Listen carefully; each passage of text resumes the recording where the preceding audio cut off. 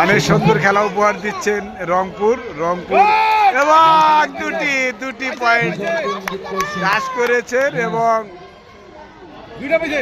Automatic দুজন খেলোয়াড় মাঠের বাইরে যাচ্ছেন। অন্তরা এখন পর্যন্ত চেষ্টাটা চালিয়ে যাবেন। অন্তরা অসাধারণ খেলা উপহার দিচ্ছেন আজকে। পয়েন্ট হয়ে যাবে, 2 পয়েন্ট নিয়ে আসলেন। কিন্তু আক্রমণে ব্রাহ্মণবাড়িয়া আদিতা বোনাসটা কিন্তু নিয়ে এসেছেন, বোনাসটা কনফার্ম করেছেন। দলীয় ক্যাপ্টেন রোজিনা এসেছেন, রুজিনা রেড করছেন, পরিচালনা করছেন। নারীদের বিভাগে অনবদ্য একটা ফাইনাল হচ্ছে, চমৎকার একটা ফাইনাল কিন্তু আপনারা উপভোগ করছেন। এই ধরনের ফাইনালে কিন্তু দর্শকরা দেখতে চেয়েছিলেন। অবস্থায় রুজিনা তিনি রেড করছেন। অসংখ্য দর্শক এসেছেন আজকে কিন্তু ম্যাচটা উপভোগ করার জন্য।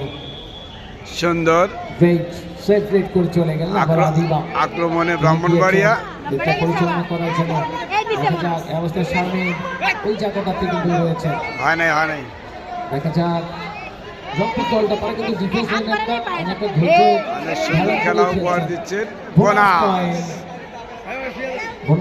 আবারও আক্রমণে অন্তরা, প্রত্যেকবার গিয়ে বোনাসটা কিন্তু কনফার্ম। রংপুর দলের নির্ভরযোগ্য খেলোয়াড় অন্তরা অসাধারণ খেলা উপহার দিয়েছেন পুরো টুর্নামেন্টে। অন্তরা যেভাবে খেলছেন মনে হচ্ছে এ যেন কাবিলার অন্তরা। সুন্দর প্রতিটি রেড তার পয়েন্ট। রেফারি ডিসিশন কি আসেন কিন্তু দেখা যাক। তাকিয়ে আছেন একদম চাতক পাখির মতো। সেভ হয়েছে, সেভ রেট কাজটা ঠিকমতো সম্পন্ন করতে পারেন। অবস্থা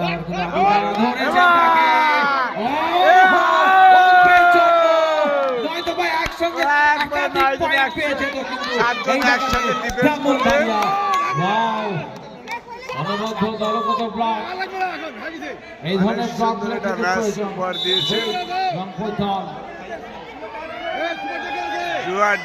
আক্রমণে অন্তরে অনেকটা ভিতরে সুন্দর অসাধারণ খেলা উপহার দিচ্ছে রংপুর।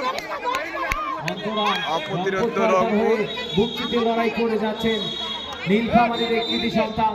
নীলফামারী থেকে দুজন খেলছেন আজকে রংপুর দলটাতে, দুজনে কিন্তু খুব গুরুত্বপূর্ণ রংপুর দলের কোচ সোহেল রানা, অন্তরা রংপুর দলের খেলোয়াড়দের দলটাতে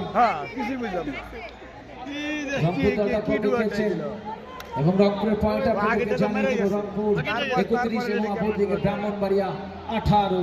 সেখানে জানিয়ে দিচ্ছি ফাইনাল শেষে পুরস্কার বিতরণ অনুষ্ঠান। সুকৌশল পরামর্শ দিচ্ছেন রংপুর দলের সম্মানিত কোচ সোহেল রানা। বাংলাদেশ কাবাডি ফেডারেশনের